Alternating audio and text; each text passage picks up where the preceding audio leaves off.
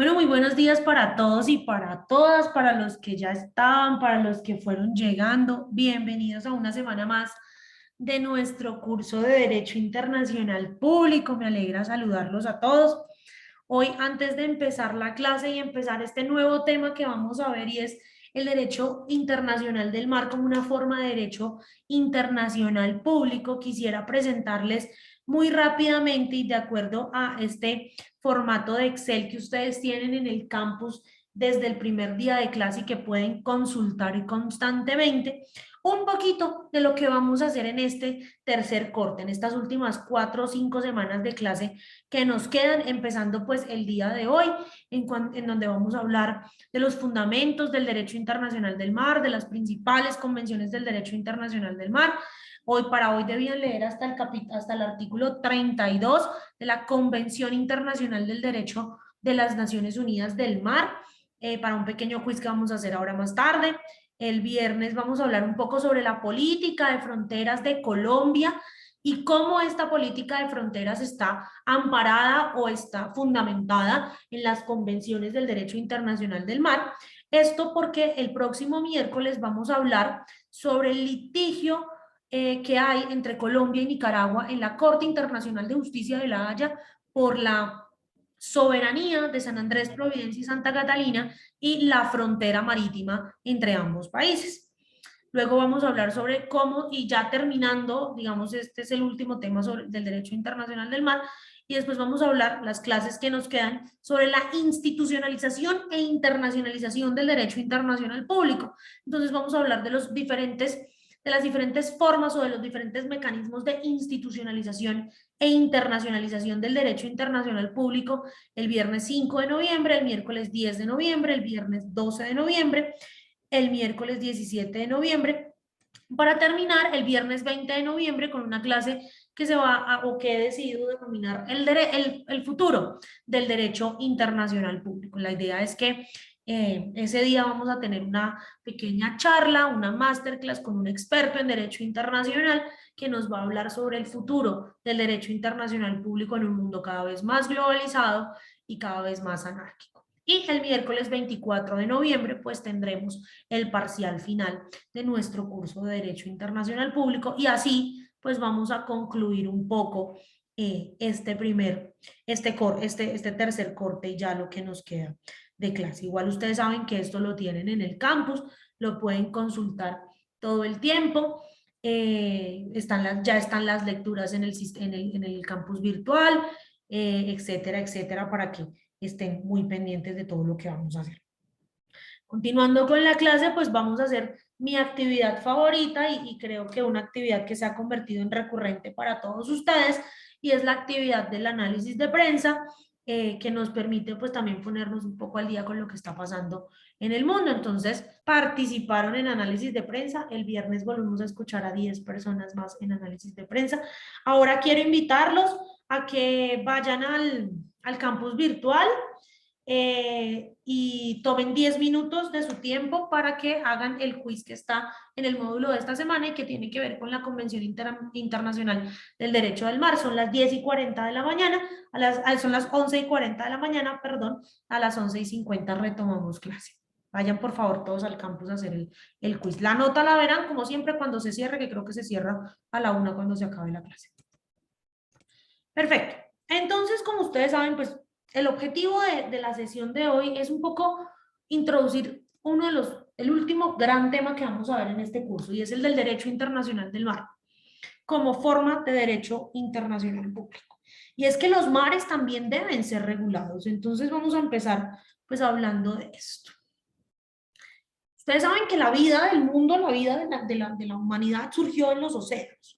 Hoy en día las aguas oceánicas abarcan más de 360 millones de kilómetros cuadrados y representan cerca del 72% de la superficie del planeta Tierra. Por eso el océano siempre ha sido una fuente importante de alimento y allí surgieron los seres vivos y también ha sido fuente de comercio, aventuras, el descubrimiento de nuevos mundos, de nuevos territorios, vino desde el océano, que ha unido y ha separado a la gente. Hoy en día la gran mayoría de las personas en el mundo no vive a más de 320 kilómetros del mar y pues por la facilidad del transporte por tierra, mar y aire, pues los océanos se han convertido en parte de la realidad y en parte de la vida de las personas cada vez más a fondo. Por eso, el derecho internacional público instituyó una nueva rama del mismo, y es el derecho internacional del mar, que es una rama del derecho político que estudia aquellos derechos soberanos que tienen los estados nacionales sobre el espacio marítimo que le corresponde a su territorio. Y se ha decidido, y los estados decidieron empezar a regular eh, eh, estos espacios porque tradicionalmente representaban muchos inconvenientes para ellos, es decir, todo el tema del tránsito de barcos, la pesca eh, de la pesca en el mundo representaban problemas para los estados nacionales. Entonces, por eso el derecho internacional del mar empezó a regular ese derecho y ese acceso que tienen los estados nacionales a los mares. Ojo, hay que diferenciar el derecho internacional del mar del derecho marítimo. El derecho marítimo son las normas jurídicas que se relacionan a los particulares en el uso de los mares, es decir, cómo los buques de las diferentes empresas pueden transitar por los mares, cuáles son las normas de comercio en el mar, de pesca, etcétera, etcétera. El derecho internacional del mar incluye única y exclusivamente a los estados. Regálenme un segundo. Entonces, ¿por qué es parte del derecho internacional público? ¿Por qué el derecho internacional del mar es considerado como una forma de derecho internacional público? Porque está regido por algo que ustedes ya empezaron a leer, y es la Convención de las Naciones Unidas para el Derecho Internacional del Mar de Montego Bay del 82, y que regula los aspectos primordiales del derecho de las naciones costeras sobre los océanos en temas como los derechos de navegación, el sobrevuelo, la pesca, las investigaciones científicas, los descubrimientos mineros, la protección del medio ambiente. La Convención de las Naciones Unidas para el Derecho Internacional del Mar es hoy uno de los instrumentos más completos del derecho internacional público. ¿Por qué? Primero, porque establece el marco legal fundamental del uso de los océanos por parte de los estados, en términos de soberanía, de jurisdicción, de utilización del mar, de derechos y obligaciones. Y en segunda medida, porque casi todos los estados del mundo, casi todos, suscribieron y ratificaron la Convención de las Naciones Unidas para el Derecho Internacional del Mar, a excepción de unos pocos estados, por supuesto, dentro de los cuales se encuentra el nuestro. ¿Qué hace entonces el derecho internacional del mar? Pues el derecho internacional del mar le otorga a cada nación costera, como nosotros, o a cada país archipiélago, a cada isla, el derecho de ejercer su soberanía sobre el mar territorial hasta 12 millas náuticas después de la costa, y la competencia sobre los recursos, sobre las investigaciones, sobre la protección del medio ambiente en la zona económica exclusiva que llega hasta las 200 millas de la costa, hasta las 200 millas náuticas, es decir, 370 kilómetros de la línea costera. Más allá de estas 200 millas náuticas, todo lo que haya en el mar, minerales, flora, fauna, es de jurisdicción internacional. Está regida por los principios del derecho internacional público. Dime, Alexandra. Buenos días, profe. En cuanto a... Quería saber si... no mentiras. Quería saber por qué se calculan millas y no en kilómetros, ya que las millas, pues, que yo sepa, solo las están usando en Estados Unidos. Porque a nivel internacional, cuando se estaba negociando y se estaba redactando la Convención Internacional del Derecho del Mar, la gran mayoría de los países llegaron a un acuerdo que las millas tenían una concepción internacional más amplia que los kilómetros. Pero siempre se dice 200 millas, millas o tantos kilómetros. Siempre se habla en términos de las dos cosas, pero para efectos legales... la propuesta de los países anglosajones de calcular todo en millas fue aprobada por los miembros de las Naciones Unidas. Vale, profe, gracias. Bueno, vamos a ver a quién le pertenece el mar. ¿El mar le pertenece a los estados, le pertenece a las personas? ¿A quién le pertenece el mar? a los estados. Hola, ¿qué tal amigos? Y bienvenidos a El Derecho es para Todos. El día de hoy desde la playa de Villarrica en Veracruz vamos a explicar acerca de a quién le pertenece el mar.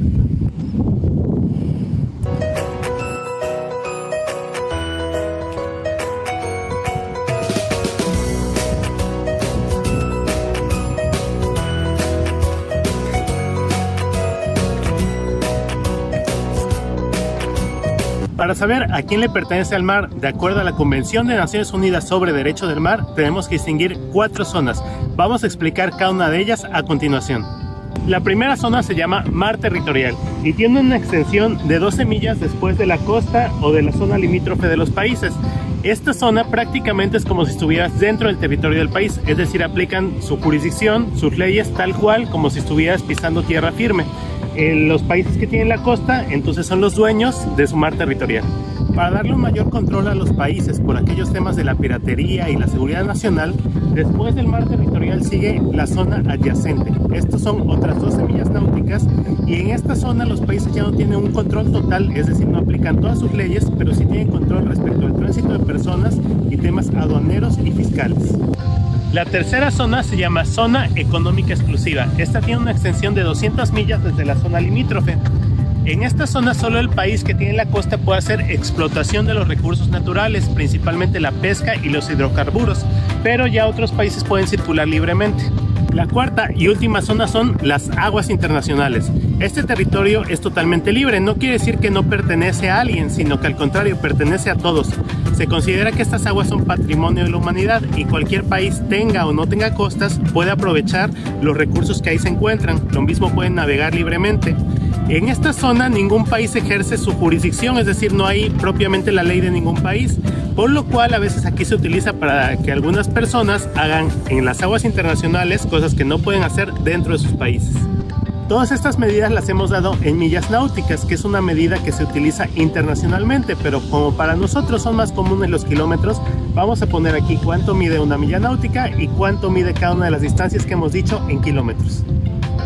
Ahora mi perrito santo nos va a ayudar a repasar lo que acabamos de estudiar. Pregunta número 1. ¿Cuál es la extensión del mar territorial?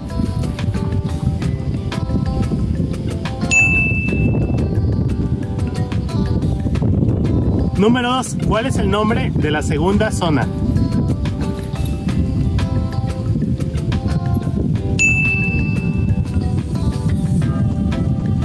Última pregunta. ¿A quién pertenecen las aguas internacionales?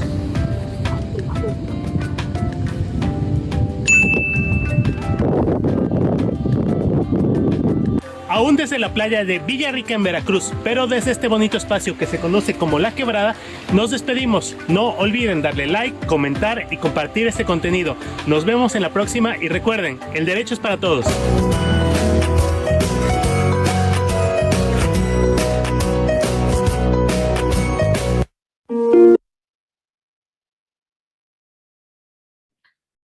El mar es de todos, solamente que son los estados quienes terminan regulándolo y quienes terminan haciendo más uso de él, pero de ustedes y mío también es el mar, aunque no estemos cerca del mar. Un poco de historia sobre el derecho internacional del mar y sobre la constitución de lo que se conoce como el derecho internacional del mar. Digamos que la primera ley que empezó a regular aspectos de la navegación y a gobernar el comercio en los mares fue la Lex Rodia de Yactú, que se promulgó entre el año 600 y 800 después de Cristo, con el objetivo pues, de regular el comercio en el mar Mediterráneo. Pero ya la formulación más antigua y del derecho del mar como forma de derecho internacional público, pues fue en la era de los descubrimientos, cuando los estados coloniales como España, Portugal, Holanda, empezaron a dividirse un poco y a regular el tránsito de sus barcos y de sus tropas en el mar. Ya propiamente a manera de una teoría o de una contextualización teórica, el asunto de la libertad de los mares fue popularizado por el autor Hugo Grocio en su texto El Mare Liberum, que se publicó en 1609. Y Grocio dice que el mar es un territorio internacional y que todas las naciones son libres de usarlo para temas comerciales, sobre todo. A medida que comenzó un número creciente de naciones, pues empezó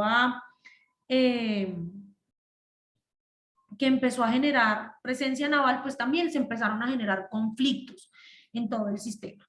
Este concepto de libertad de los mares se universalizó en el siglo XX, sobre todo por el dominio de las principales naciones europeas, como Francia, Inglaterra, Holanda, en temas del mar.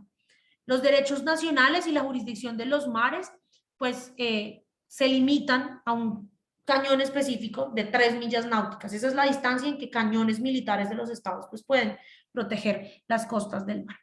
El primer intento ya en el siglo XX de promulgar y codificar una ley del mar fue en el año de 1950, pero no se logró. Ya después de eso, en 1956, la Organización de las Naciones Unidas celebró la primera conferencia sobre el derecho del mar en Suiza, que dio lugar a 4 tratados que fueron concluidos en 1958 y que son la base de la Convención Internacional del Derecho del Mar de Montego Bay de 1982. ¿Quién protege en el marco del sistema internacional el medio marino y la biodiversidad de los mares?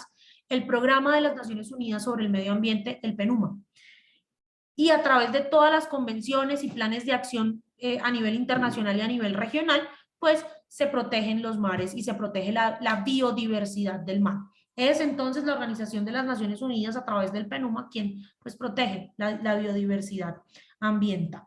Hasta aquí, ¿alguna pregunta, alguna duda? ¿Todo claro? ¿De quién es el mar, señores y señoritas? El mar es de nosotros, pero lo regula el Estado. Ah, no, pues citemos a María Isabel Cadrasco. Ah, sí, profe. ¿Ustedes creen que Colombia, les pregunto, hace un buen uso de los mares que tiene? Yo pienso que no, profe. Pienso que no, ¿Por qué, Daniela? porque, pues bueno, todos sabemos que se supone que, bueno, que los mares, bueno, los mares deben cuidarse, que deben, o sea, digamos que no deben tener tanta contaminación, pero pues si uno ve, tienen mucha contaminación, los animalitos que pues habitan en él se mueren porque pues digamos a veces se bota mucha basura, sobre todo la basura, porque digamos que ese es como, yo pienso que ese es como el mayor problema que hay, que la gente no cuida y que la gente bota todo al mar como si, pues, como si no les importara lo que pase adentro. Y también de pronto pienso que también las personas que pescan o que cazan a los animalitos, eso también no lo deberían hacer porque pues digamos que están acabando con, digamos, con todas las especies que hay. Pues lo pienso así. Valentina. Profe, pues yo sí, como estoy de acuerdo con la opinión de la compañera. Digamos, es que yo siento que el cuidado del mar va desde el río, porque es un hilo conductor. Porque, digamos, el río Fucha, que es el río de Bogotá, se une al río Magdalena y el río Magdalena se une al mar. Entonces, digamos, desde ahí, desde ese hilo conductor, hay una contaminación. Por consiguiente, va a haber una contaminación hacia el mar. Aparte de ello, la minería, la extracción de petróleo y la enviada de petróleo por vía marítima hace que contamine totalmente el ecosistema y que pierda su fauna. Aparte de ello, la pescadería que hay en las costas, muchos de los pescadores utilizan dinamita para extraer los peces, lo cual provoca alteraciones a los ecosistemas que pueden durar más de 1000 años. Entonces pienso que Colombia no tiene mucha normativa, digamos, marítima, pero no tiene un buen regulamiento en materia de cuidado. Entonces, pues no sé, pienso que Colombia todavía no le saca buen uso al mar, aparte con la caza excesiva de tiburones, de delfines. No sé, pienso que desde el río se tiene que prevalecer un cuidado para que, digamos, la estabilidad y la salud del mar también esté, y aparte, en el río contaminamos, en el mar contaminamos, literalmente dañamos nuestro ecosistema y tenemos mares preciosos, pero desafortunadamente no se ve en las bahías, pues yo he tenido la oportunidad de ir a la bahía de Santa Marta y el mar más sucio que conozco es de la bahía, desafortunadamente, más que de Taganga, que digamos es como la zona turística. Entonces, pienso que no, la verdad. Alexandra. Bueno, quiero agregar ahí algo a mi compañera, que pues hizo unas buenas aclaraciones, pero también existe algo que se llama la pesca de arrastre. Imagínense que es una red que la pasan por el fondo marino y arrasa pues con todo, o sea, con los corales, cogen cualquier pez, o sea, de cualquier especie. Entonces todo eso entra en esa red y ya después, cuando sacan la red, los pescadores comienzan pues a separar lo que se va a consumir, o sea, para el consumo humano, y pues las especies que no querían agarrar. Pero como ya las sacaron del agua, esas especies ya están muertas, entonces pues ¿qué hacen? Arrasan con los corales y... Perdón. ¿Se nos fue Alexandra? Bueno, Natalie, mientras Alexandra retomamos como que el internet de Alexandra, no sé. Lo que estaba diciendo Alexandra era sobre la pesca de arrastres y bueno, lo que hacen con esas especies ya después de muertas es echarlas otra vez al mar. Pero digamos, Greenpeace, que es como la sociedad que se encarga de hacer como veeduría en muchos casos, de esto ha propuesto como internacionalmente tirar unas rocas enormes al mar, que lo que hace esto es como trabar las redes grandísimas con las que hacen esta pesca de arrastre. Y entonces, bueno, digamos que informan como digamos, a las entidades de pesca en donde echaron esas rocas para que ya sepan que ahí pues no pueden pescar porque literalmente el barco pues se les podría hasta hundir. Entonces, digamos, es una propuesta interesante. No he visto que lo hagan aquí en Colombia como tal, pero internacionalmente sí lo están haciendo. Bueno, resulta que, ¿se acuerdan que yo les dije cuando hablamos del derecho, de los derechos humanos y del derecho internacional humanitario, que los derechos humanos y el derecho internacional humanitario tenían unos fundamentos y unas caracterizaciones y unas convenciones que lo regían? Lo mismo pasa con el derecho internacional del mar. También tiene unos fundamentos, unas caracterizaciones. Entonces vamos a tratar de hablar de los fundamentos, principios y convenciones más importantes del derecho internacional del mar. Y es que, ¿en qué se fundamenta principalmente el derecho internacional del mar?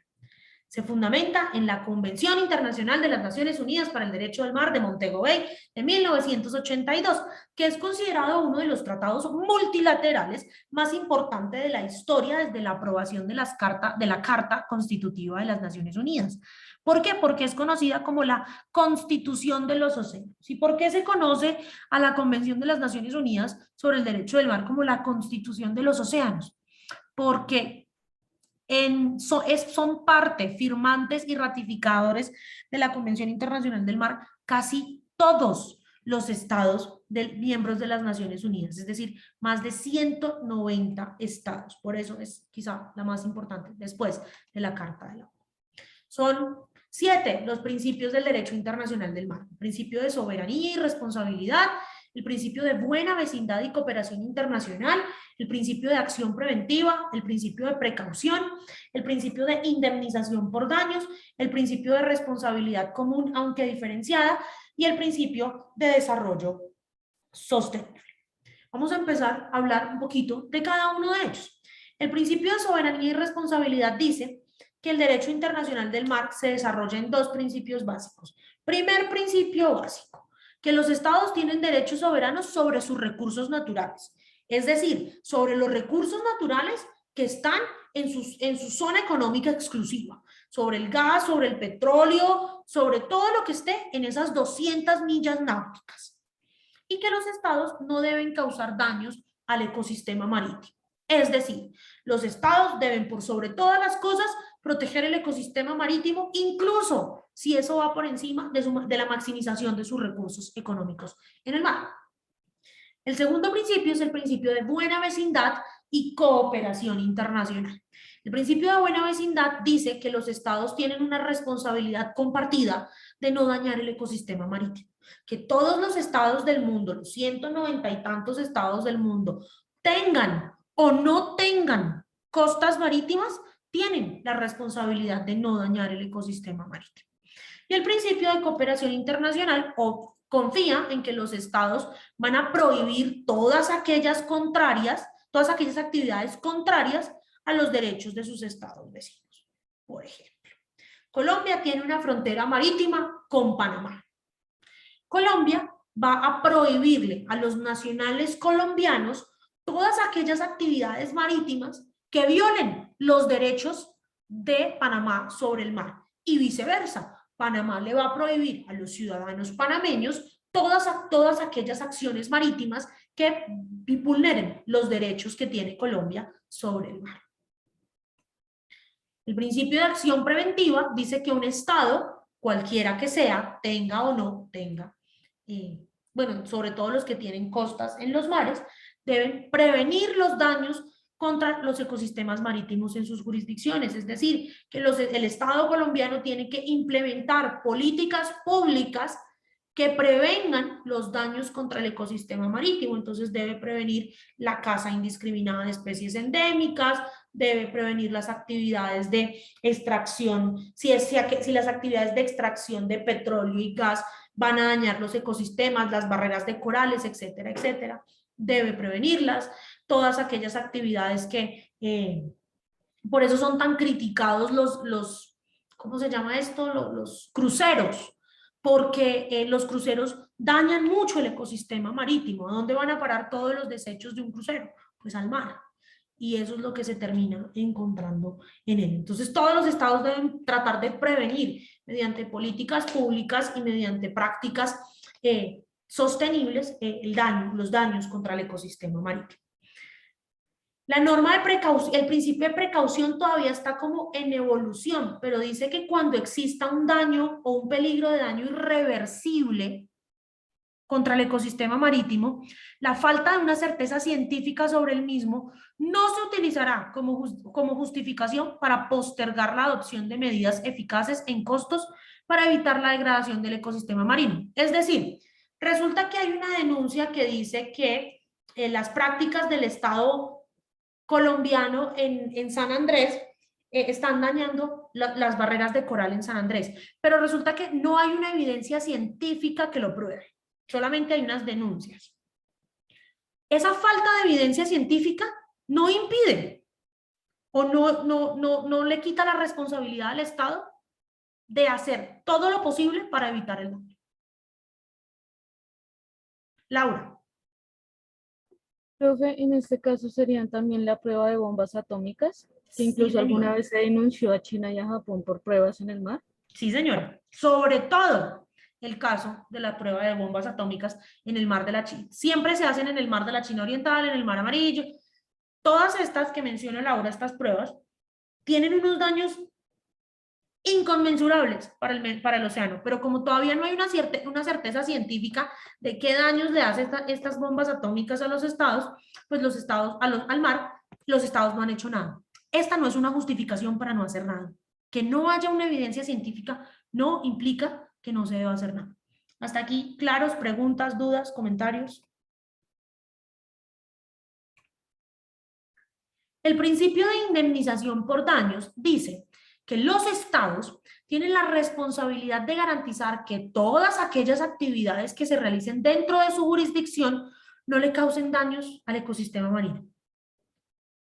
Y si estas actividades le causan daños al ecosistema marino, la Convención de las Naciones Unidas para el Derecho del Mar puede, digamos que, generarle una especie de indemnizaciones o condenar a los estados a que se paguen algunas indemnizaciones por este daño. Esta es una, quizá esta regla, este principio es uno de los más respetados del derecho internacional del mar, y es: usted no garantiza la protección del medio ambiente marino, del ecosistema marino en su territorio, y esto impacta a todo el sistema internacional, usted va a tener que pagar algunas indemnizaciones. Pueden ser indemnizaciones económicas o indemnizaciones científicas, depende el grado del daño y de la violación a esta norma. El principio de responsabilidad común, aunque diferenciada, dice que la protección del ecosistema marino es un desafío que es común a todos los países. Sin embargo, hay algunos países que tendrán que asumir mayor proporción o mayor grado de responsabilidad en la protección del medio ambiente marino. ¿Como cuáles, por ejemplo? Como los países insulares, como los países que son islas. ¿Por qué? Porque ellos son los que mayor cantidad de ecosistema marino tienen y son los que mayores daños le generan al ecosistema marino por no tener nada más para garantizar su subsistencia y su solvencia económica que el ecosistema marino. Y el principio de desarrollo sostenible, pues, se definió por primera vez en el informe Brundtland del desarrollo sostenible de las Naciones Unidas de los años 90 y dice que, pues, hay que tener como tal un equilibrio entre el desarrollo económico y el desarrollo, la sostenibilidad ambiental para no comprometer las capacidades de las generaciones futuras para generar sus propios niveles de desarrollo. En temas del derecho internacional del mar, el derecho sostenible tiene tres elementos, el desarrollo sostenible, perdón, tiene tres elementos clave. El primero, una equidad intergeneracional, es decir, que la satisfacción de nuestras necesidades no ponga en peligro la satisfacción de las necesidades de las generaciones que vienen detrás de nosotros.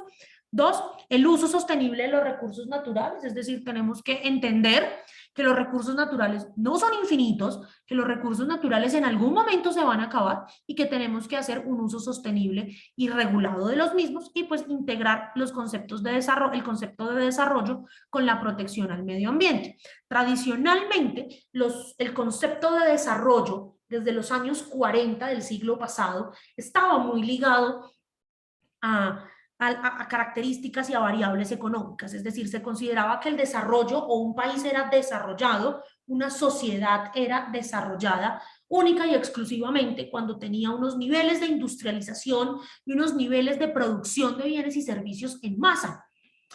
Después del informe Brundtland y con toda esta revolución del desarrollo humano de Amartya Sen, del desarrollo sostenible del informe Brundtland, de los enfoques de las capacidades de Manfred Max Neef, se llegó a una conclusión, y es que el desarrollo no implica únicamente crecimiento económico.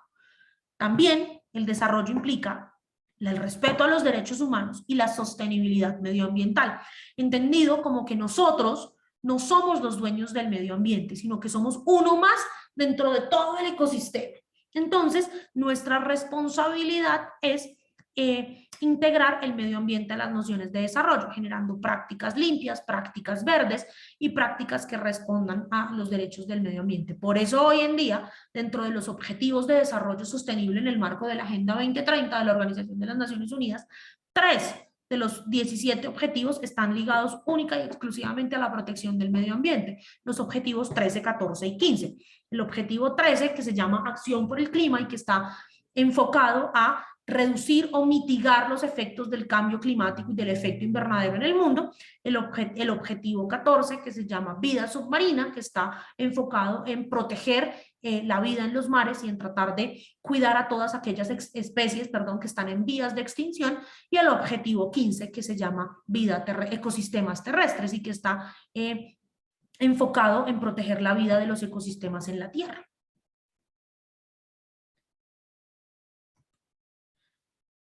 Como producto de todo esto, nace la Convención de las Naciones Unidas sobre el Derecho Internacional del Mar, también conocida como CDM, CNUDM o CONVEMAR. Yo la voy a conocer yo siempre se las voy a mencionar como la CONVEMAR, porque me parece un poquito más fácil de decirla.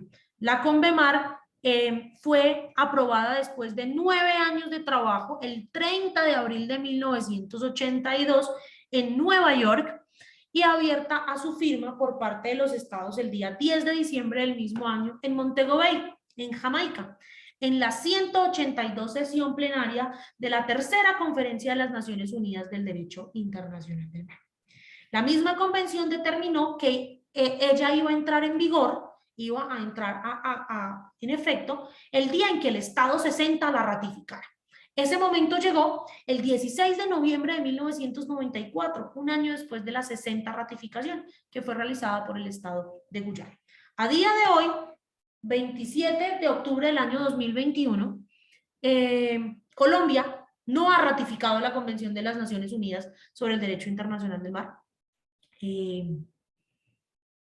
La firmó, pero no la ratificó, y por eso la próxima semana que hablemos sobre el litigio con Nicaragua, pues vamos a entender cómo esto perjudicó al Estado colombiano en términos del fallo de la Corte. Algunos son más o menos unos grandes antecedentes de la CONVEMAR. El texto del Mare Liberum de Hugo Grocio, del que les hablé hace un momento. En el siglo XVIII, Cornelius van Winkelschott logró empezar a señalar los argumentos del mar adyacente, de dónde estaba la soberanía de los estados respecto del mar, etcétera, etcétera. En el siglo XX, ya a partir del año 1900, sobre todo de 1920, 1930, y también producto de todas del inicio de la Primera Guerra Mundial, muchos estados expresaron su necesidad de extender el mar territorial. ¿Para qué? Para proteger sus recursos pesqueros, sus recursos mineros, y también para protegerse estatalmente de los ataques militares que podrían tener estados, sobre todo, y uno de los estados que más ha pensado en regular y ha incentivado la regulación de la vida en los mares es Inglaterra. ¿Por qué? Porque Inglaterra, pues, es uno de los estados insulares más importantes del mundo y que ha tenido que defender su territorio en los mares precisamente. En 1945, el presidente de los Estados Unidos, Harry Truman, declaró que Estados Unidos considera que los recursos naturales del subsuelo y el fondo del mar de la plataforma continental próxima a las costas de Estados Unidos eran de Estados Unidos y estaban sometidos a la jurisdicción de Estados Unidos. Esto también llevó a que muchos estados dijeran, no, espere un momento, tenemos que reunirnos y tenemos que empezar a regular este tema. De ahí la primera reunión fallida del derecho del mar de 1950, y luego las reuniones de Ginebra del 56 y el 58, que fueron los antecedentes grandes de la CONVEMAR. La primera conferencia que se desarrolló en Ginebra en 1956 y estableció 4 convenciones sobre cuatro temas diferentes. Primero, la Convención sobre el Mar Territorial y la Zona Contigua, es decir, qué se considera mar territorial, hasta dónde un estado tiene derecho sobre lo que es el mar territorial y qué es la zona contigua.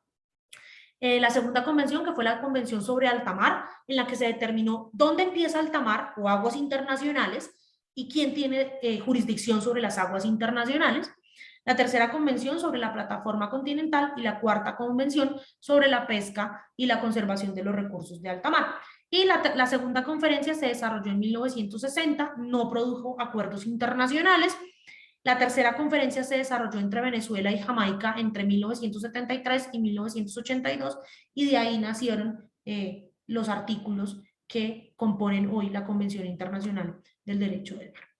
Esta se caracteriza por confirmar el derecho internacional del mar e incorporar muchos aspectos de las convenciones de Ginebra del 56 y el 58, y por desarrollar nuevos temas, sobre todo en temas económicos del mar. Tiene aplicación preferente entre sus miembros, es decir, los miembros que firmaron y ratificaron la Convención Internacional del Derecho del Mar su jurisdicción es el derecho internacional del mar, y aquellos que pues no la ratificaron siguen adhiriéndose a las convenciones de Ginebra de 1958, como es el caso del Estado colombiano. Pero esto no implica que si un Estado no ratificó la Convención Internacional del Derecho del Mar, no le aplique su jurisdicción en temas internacionales, que fue lo que le pasó a Colombia en el caso del diferendo limítrofe con Nicaragua en La Haya. Hasta aquí, preguntas, dudas, comentarios, todo claro. Voy muy rápido. No, señora, todo bien. Entonces, la Convención Internacional del Mar tiene un preámbulo, 17 partes y 9 anexos. Entre otros, cubren los siguientes temas del derecho del mar: los límites de las zonas marítimas, que es la zona económica exclusiva, que se determina como 200 millas a partir de la costa, de la línea base de la costa, 200 millas, esa es la zona económica exclusiva. La plataforma continental y el mar continental. La plataforma continental, que son 100 millas más allá de la zona económica exclusiva, es decir, a partir de la costa son 300 millas hasta la plataforma continental de un país. De las 301 millas para allá, ya son aguas internacionales. ¿Cuáles son los derechos de navegación y estrechos para la navegación internacional? Tiene un capítulo exclusivo para los estados archipelágicos, es decir, para las islas, sobre todo las islas del Caribe, las islas del Pacífico, etcétera, etcétera. Tiene un capítulo sobre la paz y la seguridad en los océanos y los mares, un capítulo sobre la conservación y gestión de recursos marinos vivos, un capítulo sobre la protección y preservación del medio marino, otro sobre investigación científica y los procedimientos que establece la misma convención para la solución de controversias entre los estados. Entonces, vamos a empezar aquí, voy a tratar de rayar un poco y de ser un poco clara aquí con esto. Me perdonan si no lo soy tan clara. Esta es la línea base, es decir, esta es la costa de un estado, digamos, la costa, la orilla del mar en Santa Marta. A partir de ahí cuentas 12 millas para el mar territorial del país, otras 12 para la zona contigua, 200 para la zona económica exclusiva, ahí van 224 y 100 más para la plataforma continental. Es decir, de la costa a la plataforma continental hay 324 millas. Eso es lo que es del país. De ahí para arriba, todo esto son aguas internacionales, alta mar. Es decir, que el Estado colombiano, por ejemplo, partiendo de Santa Marta, tiene una jurisdicción en 324 millas. De ahí para arriba, la jurisdicción es del sistema internacional y está regulada por la Convención Internacional de las Naciones Unidas para el Derecho Internacional del Mar. ¿Está claro esto? Esto nos va a servir mucho para que cuando el próximo miércoles hablemos del diferendo marítimo, entiendan qué fue lo que ganó Colombia, qué fue lo que perdió Colombia y qué fue lo que dijo la Corte y por qué hay una nueva demanda. Lo repito, desde la costa hasta la plataforma continental hay que contar 324 millas, 12 de mar territorial, 12 de zona contigua, 200 de zona económica exclusiva y 100 más hasta la plataforma continental. De la milla 325 para arriba son aguas internacionales. Colombia no tiene jurisdicción ahí. Y lo mismo pasa con Estados Unidos, Canadá, Nicaragua, Rusia, China, España, con todos los países del mundo. ¿Claro? ¿Preguntas? Profe, una pregunta. Señor. El problema que hay con Nicaragua, ¿cierto? Si no estoy mal, perdón si me equivoco. ¿Sería entre la parte de la plataforma continental y la zona económica exclusiva? Pero es que usted me está haciendo preguntas que son para la otra clase. ¿Sí ve cómo son ustedes? No, A ver, profe, pues es que el de problema eso que hay surge. con Nicaragua es sobre la frontera sobre la frontera marítima entre ambos países. Esa frontera está determinada por algo que se llama el meridiano 82. Del meridiano 82 para acá es Colombia, del meridiano 82 para allá es Nicaragua. Resulta que cuando se estableció esa frontera en 1928, quedaron todos los recursos económicos, todos los recursos naturales de esa zona del mar, quedaron del meridiano 82 para acá, es decir, del lado colombiano. Nicaragua se sintió violentado, sintió que le estábamos quitando territorio y en parte también por eso nos demanda, porque Nicaragua cree que le corresponde más zona económica exclusiva y más plataforma continental si se redefine el límite marítimo. Salomé. Profe, pues es que no sé, es que digamos en los países que son islas, que están tan pegados, digamos que si tienen menos espacio en millas, ¿cómo se contabiliza esto? O ninguno tiene menos espacio en millas. Ninguno tiene menos espacio en millas. Hay que contar Ok. las 200 millas de zona económica exclusiva y las 100 millas de plataforma continental. Y curiosamente, es entre los estados insulares donde menos problemas se presentan a la hora de regular este tema. Las islas están más abiertas a conciliar y a negociar respecto de la Convención Internacional del Derecho del Mar. ¿Por qué? Porque es a quienes más les conviene. La Convención Internacional del Mar, al regular esto, les dio muchos más beneficios a los estados insulares realmente. Gracias, profe. Santiago, ¿sí te quedó claro un poco lo que te expliqué? Que no te lo expliqué muy a fondo porque si no, entonces el otro miércoles no tengo clase.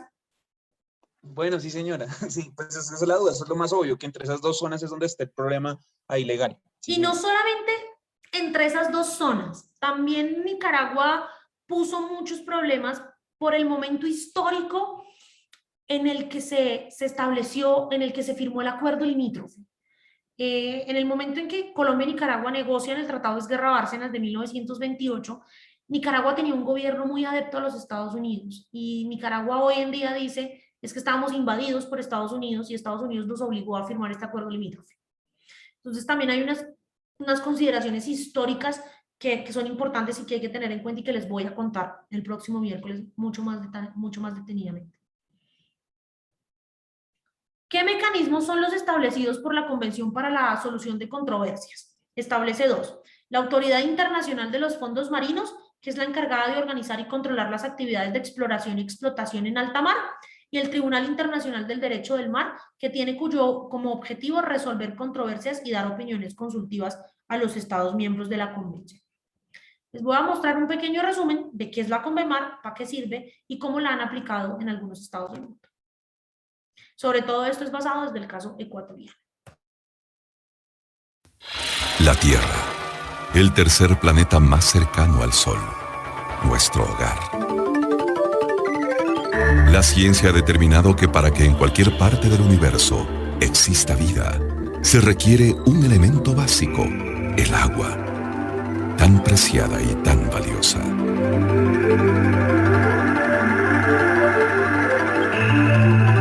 El Ecuador, un país con riquezas naturales incalculables, debe cuidar de este elemento, tanto como cualquier otra nación.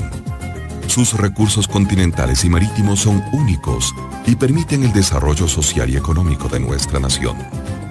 La calidad de vida del ecuatoriano y el progreso del país dependen en una gran parte de este cuidado, tanto como del protocolo que conciliemos a través de nuestros mares. Con las relaciones internacionales tendremos aliados estratégicos en el desarrollo de nuestra economía. Es por ello que hemos emprendido el camino a consolidar la firma de un convenio internacional que permita ratificar los compromisos extraoficiales que se fijaron hace más de 50 años sobre la soberanía de nuestras costas, estrechando así los lazos con nuestros países hermanos.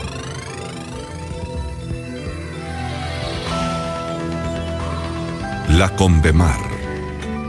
Históricamente se han planteado entre los países del mundo centenares de convenios que normen los derechos del mar. Pero nuestro interés se definió en 1952 con la Declaración de Zona Marítima, interés que fue planteado junto con el de Perú y Chile. En 1982, esta tesis sirvió para las negociaciones internacionales de más de 115 estados signatarios en la tercera conferencia de la Convención de las Naciones Unidas sobre el Derecho del Mar, CONVEMAR. La CONVEMAR ha sido catalogada como uno de los logros más significativos en materia de derecho internacional, constituyéndose en la actualidad en una verdadera constitución para los océanos. Establece y define perfectamente los espacios y derechos de las zonas marítimas de cada país. Actualmente, 149 países forman parte de este convenio, lo que constituye cerca del 75% de los Estados miembros de la ONU. Si bien existe una tesis que ha respaldado nuestras intenciones con Perú y Chile, este último ya se adhirió al tratado para fortalecer la jurisdicción en base a normas internacionales. Perú y Ecuador están en el proceso. Aspectos de la CONVEMAR. Ella establece una división de las aguas territoriales en 4 partes. Las aguas interiores son aquellas donde el Estado ribereño tiene absoluta soberanía. Comprende los ríos y lagos que se encuentren en su interior. El mar territorial es aquel que determina la proximidad inmediata a las costas del país. En un espacio de 12 millas marinas desde el perfil costero, la nación aplica la jurisdicción y control total sobre los recursos y derechos. La zona contigua señala un espacio determinado por 12 millas marinas adicionales a las del mar territorial. Esta zona está prevista para tomar medidas de fiscalización, tales como la prevención y la sanción de infracciones por parte de otros países. La Zona Económica Exclusiva o ZEE indica un área más allá del mar territorial que no podrá exceder las 200 millas desde el perfil costero. En ella, el país costero tendrá derechos para explotar y explorar los recursos naturales de las aguas subyacentes y de los subsuelos marinos. Sin embargo, estas aguas permitirán la libre circulación de naves transoceánicas, siempre y cuando respeten la soberanía territorial. Luego de estas zonas viene la alta mar, de libre tránsito y explotación internacional, tanto marítima como aérea. Además, el estatus de protección y contemplación mundial de las Islas Galápagos y su zona de reserva marina continuará, toda vez que es un patrimonio natural de la humanidad y zona marítima especialmente sensible. Ventajas de la Convemar para el Ecuador. Esta convención satisface plenamente las aspiraciones de nuestro país en relación a sus derechos de soberanía y jurisdicción sobre los recursos naturales existentes en el océano hasta las 200 millas, principio fundamental de la Declaración de Santiago en 1952. Nos favorece también por varios fundamentos de importancia vital. La Convención ofrece una plataforma jurídica segura para la protección de nuestros intereses nacionales al ser parte del mejor organismo regulador del mundo como es la ONU. Adicionalmente, por esta vía, podríamos también solicitar la ampliación de nuestra jurisdicción hasta 350 millas marinas, al cumplirse requisitos fundamentales, como el de la extensión de la plataforma insular bajo el océano a través de la cordillera de Carnegie. Por consecuencia, accederíamos a nuevos derechos de exploración y, por ende, a un mejor desarrollo económico. La CNDM. La Comisión Nacional sobre el Derecho del Mar, creada en julio del año 2002, organismo adscrito a la Presidencia de la República, tiene dos objetivos importantes. Por un lado, propiciar la adhesión del Ecuador a la Convemar, iniciando los estudios para el máximo aprovechamiento de sus disposiciones. Y por otro, aplicar el concepto de prolongación de la plataforma insular que nos permitiría tener mayor espacio marítimo bajo nuestra supervisión. La adhesión del Ecuador a la Convemar cambiará nuestro futuro marítimo, pues reforzará y asegurará a través de un organismo regulador la soberanía de nuestras aguas, según los espacios costeros que actualmente ya detenta el país. En el futuro, todos los países que se adhieran a la Convemar gozarán de estos y muchos derechos más. En el caso de que un país no lo hiciera, no podrá contar con un organismo internacional que respalde cualquier controversia o conflicto con otros estados. Nuestro país no puede continuar aislándose del único instrumento internacional que otorga seguridad jurídica para el ejercicio pleno de sus derechos en el ámbito marítimo. Que el Ecuador reconozca la importancia de la Convemar y se adhiera a ella es responsabilidad histórica de los ecuatorianos.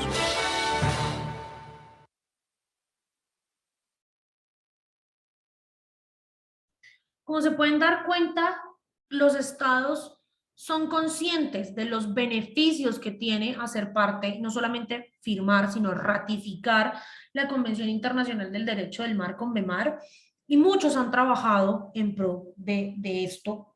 En algunos se ha logrado, en otros como el nuestro, pues no se ha logrado y quizá no se logre. Ahora bien, Colombia es uno de los estados miembros de las Naciones Unidas que han firmado, pero no ratificado la Convención Internacional del Derecho del Mar. ¿Ustedes consideran que esto es un error del Estado colombiano? O por ejemplo, por el contrario, está bien que Colombia no se adhiera a esto y siga regulándose por los convenios de Ginebra del 58. Dos, tres personas que quieran abrir el debate para ir cerrando la clase de hoy.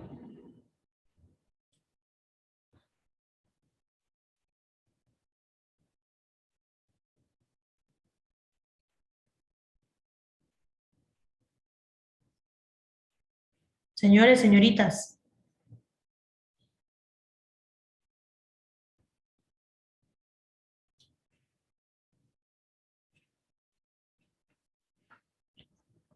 Bueno, teniendo en cuenta entonces que ninguno quiere participar, con esto doy por cerrada la clase de hoy. Esta reflexión yo la voy a hacer el primer momento de la clase del viernes, donde vamos a hablar de cómo cuida Colombia sus mares y de su política de fronteras. Les agradezco la participación, la asistencia. Nos vemos el viernes a las 11 de la mañana. Vamos a escuchar a 10 personas en análisis de prensa, a Valentina con la relatoría de esta sesión de clase y continuamos con el tema. Feliz miércoles para todos y nos vemos el viernes. Vale, Ah, profe, profe, hasta gracias. luego. Gracias, hasta luego. Gracias, profe.